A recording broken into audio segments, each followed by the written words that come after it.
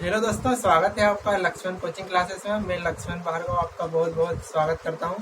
दोस्तों, आज से मैंने भारतीय संविधान के कुछ महत्वपूर्ण टॉपिकों के ऊपर वीडियो बनाना चालू किया है। तो पहला है कि इम्पोर्टेंट आर्टिकल के ऊपर वीडियो है अपना पहला। इससे पहले हम कुछ साइंस के टॉपिक के बारे में देख चुके हैं। तो एक दोस्त ने कमेंट किया था कि भाई इम्पोर्टेंट आर्टिकल के ऊपर वीडियो बनाओ, तो आज आर्टिकल के ऊपर लेकर आए हैं। इसके बाद हम लोग संविधान के अनुसूची, संविधान संशोधन, संविधान के भाग, इनके सबके ऊपर देखेंगे आगे चल के। तो दोस्तों, पहले तो आपको बता दूं कि जब 26 जनवरी 1950 को संविधान लागू हुआ था, तो उसमें 395 अनुच्छेद, 22 भाग और 8 अनुसूची थी। लेकिन लगातार संविधान संशोधन होते जा रहे हैं, इसलिए अब वर्तमान में लगभग 420 अनुच्छेद है, 12 अनुसूची है और 25 भाग। तो इन सभी के बारे में हम लोग देखेंगे। तो आज पहला अपना टॉपिक है इम्पोर्टेंट आर्टिकल, महत्वपूर्ण अनुच्छेद। तो दोस्तों, लगभग 420 अनुच्छेद है, तो अपन लोग उतने सारे के बारे में नहीं देखेंगे। कुछ ऐसे अनुच्छेद है जो लगातार हर एक एग्जाम में बार बार रिपीट होते हैं, तो उन लगभग ये 50 आर्टिकल है, इनके बारे में अपन लोग देखेंगे। तो दोस्तों, पहला अपना है अनुच्छेद 5 से लेकर 11 तक। दोस्तों, नागरिकता के बारे में दिया गया है। ठीक है, अगर आपसे पूछा जाए नागरिकता के बारे में किस अनुच्छेद में दिया है, तो अनुच्छेद 5 से लेकर 11 तक, 5 से 7, 8, 9, 10, 11, इसमें नागरिकता के बारे में लिखा हुआ है। इसके बाद अनुच्छेद 14 की बात करें तो दोस्तों, इसमें समानता का अधिकार दिया हुआ है। ठीक है, इसके बाद अनुच्छेद 17 की बात करें तो इसमें अस्पृश्यता का अंत दिया हुआ है। 18 की बात करें तो इसमें उपाधियों का अंत दिया हुआ है। 19 की बात करें तो दोस्तों, 19 में है विचार एवं अभिव्यक्ति की स्वतंत्रता। अगर आपसे एग्जाम में ऐसा क्वेश्चन आए कि विचार एवं अभिव्यक्ति की स्वतंत्रता किस आर्टिकल में है, तो उसका आंसर आप क्या करोगे, आर्टिकल 19, अनुच्छेद 19। और अगर आपसे ऐसा भी पूछा जाए कि प्रेस की स्वतंत्रता किस अनुच्छेद में है, तो दोस्तों प्रेस की स्वतंत्रता, समाचार पत्रों की स्वतंत्रता इसी में आती है, विचार एवं अभिव्यक्ति की स्वतंत्रता। तो आंसर आप लोग क्या लगाएंगे, आर्टिकल 19। इसके बाद अगर देखें अनुच्छेद 21 में, तो दोस्तों 21 में है प्राण एवं दैहिक स्वतंत्रता। ऐसा आपसे अगर पूछा जाए जीवन जीने का अधिकार किस अनुच्छेद में दिया हुआ है, तो इसका आंसर भी क्या आएगा, अनुच्छेद 21। ये दोस्तों जो मैंने यहाँ पे लिख के रखे हैं, इनके अलावा मैं जो कुछ फैक्ट बता रहा हूँ, तो आप लोग उनको भी नोट कर लीजिए। ठीक है, क्योंकि ऐसा पूछा जा सकता है कि जीवन जीने का अधिकार किस अनुच्छेद में, तो आप लोग इसी को एक लिख के रख लो, उसको भी लिख लो इसे भी। ठीक है, तो अनुच्छेद 21 में जीवन जीने का अधिकार। 21A की बात करें तो 21A में क्या है, शिक्षा का अधिकार है। इसके बाद अनुच्छेद 25 की बात करें तो इसमें धार्मिक स्वतंत्रता का अधिकार है। ठीक है, इसके बाद दोस्तों अगली बात करें अनुच्छेद 31 में, तो दोस्तों अनुच्छेद 31 में संपत्ति का अधिकार दिया हुआ था, जो कि पहले मूल अधिकार की श्रेणी में आता था। लेकिन इसको जो है कब 44वां संविधान संशोधन 1977-78 में कब हुआ था, तो जो संपत्ति का अधिकार को मूल अधिकार की श्रेणी से हटा के उसको कानूनी अधिकार बना दिया गया है। ठीक है, और 31 से हटा के दोस्तों उसको कहाँ 300 कहाँ में रख दिया। ठीक है, संपत्ति का अधिकार। तो पहले संपत्ति का अधिकार कानूनी अधिकार था, अब जो है संपत्ति का अधिकार नहीं, पहले संपत्ति का अधिकार मूल अधिकार था, अब जो है उसको मूल अधिकार से हटा के कानूनी अधिकार बना दिया। ठीक है, तो क्वेश्चन ऐसा भी आ सकता है कि संपत्ति का अधिकार कौन सा अधिकार है, मूल अधिकार है, कानूनी अधिकार है, तो आंसर क्या आएगा, कानूनी अधिकार, पहले मूल अधिकार। ठीक है, इसके बाद आता है दोस्तों अनुच्छेद 32। तो अनुच्छेद 32 में आएगा संवैधानिक उपचारों का अधिकार, और इसके बारे में ये है कि डॉक्टर भीमराव अंबेडकर ने संविधान की आत्मा किस अनुच्छेद को कहा था, तो इसका आंसर आएगा अनुच्छेद 32। ठीक है, अनुच्छेद 32, क्योंकि अनुच्छेद 32 में दिया है संवैधानिक उपचारों का अधिकार। इसका मतलब ये है कि अगर आपके मूल अधिकारों का हनन होता है, तो आप उसके लिए सीधे सुप्रीम कोर्ट जा सकते हैं, सुप्रीम कोर्ट में याचिका दायर करा सकते हैं। ठीक है, इसके बाद अगर अपन बात करते हैं दोस्तों अनुच्छेद 12 से लेकर 35 तक मूल अधिकार दिए हुए। ठीक है, अब फिर अनुच्छेद 37 में आता है कि डीपीएसपी प्रवर्तनीय नहीं है। इसका मतलब क्या हुआ, डीपीएसपी का मतलब होता है राज्य के नीति निर्देशक तत्व। तो दोस्तों 36 से लेके 51 तक राज्य के नीति निर्देशक तत्व दिए हुए हैं, जिनका उद्देश्य एक कल्याणकारी राज्य की स्थापना करना है और अपने मतलब सभी के बीच में समानता बनाना है। ठीक है, तो 37 में ये लिखा है कि ये जो है प्रवर्तनीय नहीं है। अगर राज्य के नीति निर्देशक तत्वों को लागू नहीं किया जाता है तो उसके खिलाफ कोई न्यायालय नहीं जा सकता। ठीक है, ये 37 में लिखा हुआ है। और इसके बाद बात करते हैं दोस्तों अनुच्छेद 39A की। तो इसमें लिखा हुआ है निःशुल्क विधिक अधिकार। ठीक है, आपसे अगर ऐसा पूछा है निःशुल्क विधिक अधिकार कौन से अनुच्छेद में है, तो उसका आंसर क्या जाएगा 39A। ठीक है, इसके बाद बात करते हैं 40 की। तो 40 में ग्राम पंचायतों का गठन। अगर आपसे ऐसा क्वेश्चन पूछा जाए कि ग्राम पंचायतों के गठन के बारे में किस अनुच्छेद में लिखा है, तो इसका आंसर आ जाएगा 40। इसके बाद 41 की बात करें तो 41 में मनरेगा के बारे में दिया हुआ है कि महात्मा गांधी राष्ट्रीय रोजगार गारंटी योजना सुनी होगी आपने, तो उसके लिए अनुच्छेद 41 में ऐसा क्वेश्चन पूछा जाता है मनरेगा किस अनुच्छेद में दी हुई है, तो 41 आ जाएगा। ठीक है, इसके बाद 44 की बात करें तो दोस्तों इसका 44 में दिया हुआ है समान सिविल संहिता। और इसके लिए एक फैक्ट अलग से नोट कीजिए कि समान सिविल संहिता भारत में इतने सारे राज्यों में से केवल एक राज्य में अभी तक लागू है, वो है गोवा। ठीक है, बाकी अन्य राज्यों में समान सिविल संहिता लागू नहीं है। क्यों नहीं है? क्योंकि इधर पहले लिखा था कि डीपीएसपी प्रवर्तनीय नहीं है, जरूरी नहीं है कि लागू की जाए, वो हमें लागू करनी है। इसके बाद 48 में लिखा हुआ है गौवध निषेध। ठीक है, ऐसा क्वेश्चन भी पूछा जाए कि अगर गौवध निषेध के बारे में किस अनुच्छेद में संविधान के, तो कौन सा हो जाएगा अनुच्छेद 48। इसके बाद अगर आता है कि शक्तियों का बंटवारा, जैसे दोस्तों इतनी सारी शक्तियां सरकार के पास, तो शक्तियों का बंटवारा किया हुआ है कि विधायिका अपने सरकार के 3 अंग। ठीक है, जैसे विधायिका, कार्यपालिका और न्यायपालिका, तो शक्तियों का बंटवारा किया हुआ है कि विधायिका कौन से कार्य करेगी, कार्यपालिका कौन से कार्य करेगी और न्यायपालिका कौन से कार्य करेगी। ठीक है, तो वो शक्तियों के बंटवारे के बारे में किस अनुच्छेद में लिखा हुआ है, अनुच्छेद 50 में। इसके बाद अनुच्छेद 51 की बात करें तो 51 में लिखा हुआ है अंतर्राष्ट्रीय शांति के बारे में 51 में दिया हुआ है अंतर्राष्ट्रीय शांति। और अगर ऐसा पूछा जाए कि भारत की विदेश नीति किस अनुच्छेद में है, तो इसका आंसर भी आएगा अनुच्छेद 51। ठीक है, अनुच्छेद 51 में। इसके बाद 51 का की बात करें तो 51 का में दिए हुए हैं मूल कर्तव्य। इधर 12 से 35 तक क्या दिए हुए थे, मूल अधिकार दे दिए, फिर मूल कर्तव्य भी है। ये जो का लिखा हुआ होता है ना, ये जो का, जैसे इधर का है इधर का है, ये का मतलब होता है कि ये जो मूल संविधान में ये आर्टिकल नहीं था, इसको बाद में जोड़ा गया है। ठीक है, तो फिर वो बाद में जोड़ते हैं तो उधर आगे नहीं बढ़ाते, इसके जो जहाँ सेट अच्छा लगता है वहाँ सेट कर देना चाहिए, तो वहीं की जगह उसको का बना के कर देते हैं। तो ये 51 का हो गया, है ना। इसके बाद 52 की बात करें तो 52 में लिखा हुआ है कि भारत का एक राष्ट्रपति होगा, भारत का राष्ट्रपति होगा। आपसे क्वेश्चन ऐसा पूछा जाए कि भारत का एक राष्ट्रपति होगा, ये किस अनुच्छेद में है, तो ये होगा किसमें, 52 में। फिर अगर 53 और 54 की बात करें तो इसमें राष्ट्रपति के चुनाव के बारे में लिखा हुआ है। 61 की बात करें तो 61 में राष्ट्रपति पर महाभियोग, अगर जैसे राष्ट्रपति को हटाना हो तो उस पर महाभियोग लगा के उसको हटाया जा सकता है। तो राष्ट्रपति पर महाभियोग के बारे में किस अनुच्छेद में लिखा हुआ है, 61 में। इसके बाद 63 की बात करें तो 63 में लिखा हुआ है कि भारत का एक उपराष्ट्रपति भी होगा। ठीक है, उपराष्ट्रपति के बारे में किस अनुच्छेद में है, 63 में। 64 की बात करें तो दोस्तों 64 में राज्यसभा का सभापति, ठीक है, अपने मतलब संसद के तीन सदन होते हैं। ठीक है, एक राज्यसभा, एक लोकसभा और तीसरा राष्ट्रपति। तो जो लोकसभा होती है ना, लोकसभा के बारे में दोस्तों लिखा हुआ है 81 में। 79 में लिखा है संसद के बारे में, 80 में राज्यसभा के बारे में और 81 में लोकसभा के बारे में।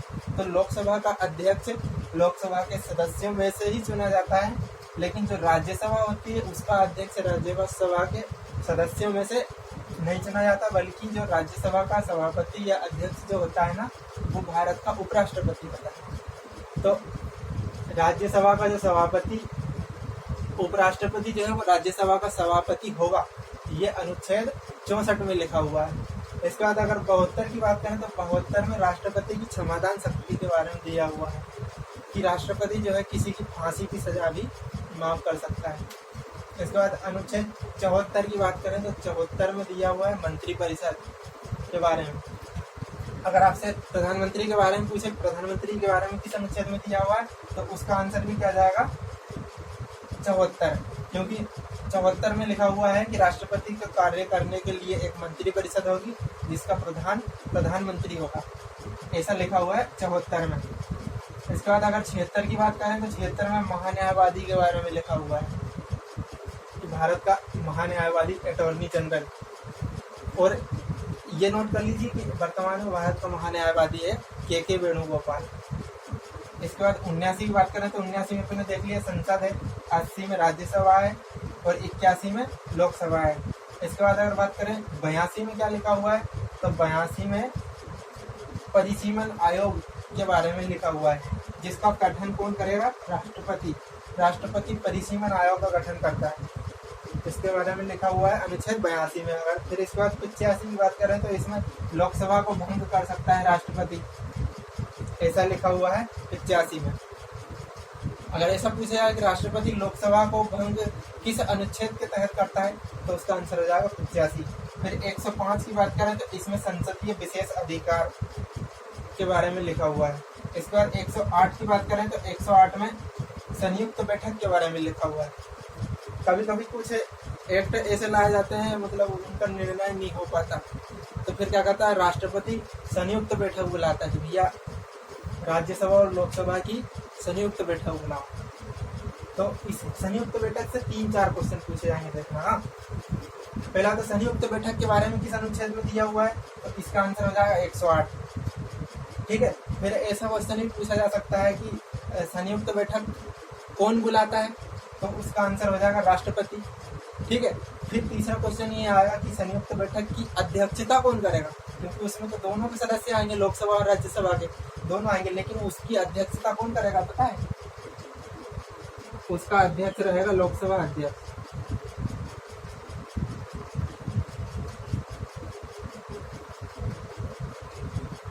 लोकसभा अध्यक्ष, इसको नोट कर लेना कि जो संयुक्त बैठक की अध्यक्षता कौन करेगा, लोकसभा अध्यक्ष करेगा। इसके बाद फिर आता है अनुच्छेद 110। 110 में धन विधेयक के बारे में लिखा हुआ होता है। वैसे जो विधेयक होते हैं वो दोनों सदन में से किसी भी सदन में पहले पेश किए जा सकते हैं, लेकिन जो धन से संबंधित पैसे वाले विधेयक होते हैं वो पहले लोकसभा में ही पेश किए जाते हैं। ठीक है, तो धन विधेयक कहाँ पेश किए जाते हैं, लोकसभा, और ये किस में लिखा हुआ है, 110 में। इसके बाद बात करें 112 की, तो 112 में वार्षिक वित्तीय विवरण के बारे में लिखा हुआ है, और वार्षिक वित्तीय विवरण का मतलब होता है बजट। बजट तो आपने सुना ही होगा, लेकिन पूरे संविधान में बजट शब्द का उल्लेख कहीं भी नहीं किया गया है, उसकी जगह वार्षिक वित्तीय विवरण शब्द का उल्लेख किया गया है। इसके बाद बात करें 123 की, तो राष्ट्रपति अध्यादेश जारी करता है, वो किसके तहत करता है, 123 के। इसके बाद बात करें 124 की, तो 124 में सुप्रीम कोर्ट के बारे में लिखा हुआ है, उच्चतम न्यायालय, कि भारत का एक उच्चतम न्यायालय होगा, तो ये किस में लिखा हुआ है, 124 में। इसके बाद 129 की बात करें तो 129 में लिखा हुआ है कि सुप्रीम कोर्ट एक अभिलेख न्यायालय होगा। इसका मतलब सुप्रीम कोर्ट जो निर्णय देगा उनको एक अमानत के तौर पर रखा जाएगा, उनका आगे भी उपयोग होगा, मतलब अभिलेख के तौर पर उनको रखा जाएगा। तो सुप्रीम कोर्ट एक अभिलेख न्यायालय है, ऐसा लिखा हुआ है 129 में। ठीक है, इसके बाद बात करते हैं 143 की, तो 143 में लिखा हुआ है कि राष्ट्रपति सुप्रीम कोर्ट से सलाह ले सकता है, अगर उसको जरूरत पड़े तो वो सुप्रीम कोर्ट से सलाह ले सकता है। ठीक है, सुप्रीम कोर्ट से सलाह लेता है राष्ट्रपति, ऐसा लिखा हुआ है 143 में। 148 की बात करें तो 148 में भारत का नियंत्रक एवं महालेखा परीक्षक के बारे में लिखा हुआ है, comptroller and auditor general of India के बारे में, CAG। और ये लिख लेना दोस्तों कि जो अभी वर्तमान में भारत के CAG है वो कौन है, गिरीश चंद्र मुर्मू। ठीक है, इसको भी लिख लेना। और इधर से लिख लेना कि भारत में अभी जो सुप्रीम कोर्ट के चीफ जस्टिस है वो कौन है, NV रमन्ना, 48वें नंबर के। और जो CAG है वो 14वें नंबर के। ठीक है, इसके बाद 280 में वित्त आयोग के बारे में लिखा, और ये वित्त आयोग का गठन कौन करता है? इसका गठन भी कौन करता है? राष्ट्रपति। अब क्वेश्चन इससे भी ऐसे पूछे जा सकते हैं कि वित्त आयोग के बारे में किस अनुच्छेद में है? तो दोस्तों 280 में है। वित्त आयोग का गठन कौन करता है? राष्ट्रपति करता है। कितने साल के लिए करता है? 5 साल के लिए करता है। ठीक है, इसके बाद 300 का में अपन ने देख लिया कि संपत्ति का अधिकार कानूनी अधिकार है। ठीक है, कहाँ से हटा के उसको ले गया है? अनुच्छेद 31 से हटा के, मूल अधिकार से हटा के 300 का में लिख दिया कि संपत्ति का अधिकार कानूनी अधिकार होगा। ठीक है, इसके बाद अनुच्छेद 315 की बात करें तो UPSC, संघ लोक सेवा आयोग, यूनियन पब्लिक सर्विस कमीशन के बारे में अनुच्छेद 315 में लिखा हुआ है। इसके बाद 323 का, तो दोस्तों 323 का में लिखा हुआ है अभिकरण, ट्रिब्यूनल के बारे में। कुछ अभिकरणों का गठन किया जाता है 323 का के तहत। इसके बाद 323 हो गया अपने। 324 में दोस्तों निर्वाचन आयोग के बारे में लिखा हुआ है, चुनाव आयोग। चुनाव आयोग की स्थापना की गई थी दोस्तों 25 जनवरी 1950 को, है ना। 25 जनवरी 1950 को निर्वाचन आयोग की स्थापना की गई थी। और निर्वाचन आयोग के बारे में किस अनुच्छेद 324 में लिखा हुआ है। और अब इसकी बात करेंगे कि वर्तमान में निर्वाचन आयुक्त कौन है? तो दोस्तों वर्तमान में निर्वाचन आयुक्त अपने है सुशील चंद्रा। ठीक है, इसको भी नोट कर लीजिए। इसके बाद बात करेंगे 352 में, तो 352 में दोस्तों राष्ट्रीय आपातकाल, अपने मतलब 3 प्रकार से आपातकाल लगाया जा सकता है। ठीक है, पहला तो राष्ट्रीय आपातकाल अनुच्छेद 352 के तहत। दूसरा राष्ट्रपति शासन। राष्ट्रपति शासन का मतलब ये होता है 356 के तहत लगाया जाता है। पहले तो ये है जैसे कि राज्य में जो है सरकार, राज्य की सरकार अगर संवैधानिक तरीके से अगर सरकार चलाने में असफल हो जाती है तो उसको भंग कर दिया जाता है और राज्य में राष्ट्रपति शासन लगा दिया जाता है। इसके बाद अनुच्छेद 360 की बात करें तो दोस्तों इसमें वित्तीय आपातकाल के बारे में लिखा हुआ है कि जैसे अगर देश में सरकार के पास पैसे की कमी पड़ जाए तो वो आपातकाल लगा देती है। अनुच्छेद 360 कहते हैं वित्तीय आपात। फिर 368 की बात करें तो दोस्तों इतने सारे जो इतना बड़ा संविधान है, इसमें से अगर कुछ अच्छा नहीं लग रहा हो या फिर किसी की और ज़रूरत हो उसे जोड़ने की, तो वो उसको जोड़ा जा सकता है, हटाया जा सकता है। ऐसा लिखा हुआ है अनुच्छेद 368 में। संविधान में संशोधन किए जा सकते हैं। अभी तक दोस्तों लगभग 104 संविधान संशोधन किए जा चुके हैं। तो दोस्तों ये आज अपन लोगों ने लगभग 50-51 आर्टिकल के बारे में देखा। और इतने याद कर लीजिए कि इतने ही IMP आर्टिकल है, यही हमेशा हर एक एग्जाम में पूछे जाते हैं। और इनके अलावा मैंने जो कुछ फैक्ट बताया उनको भी लिख लीजिए।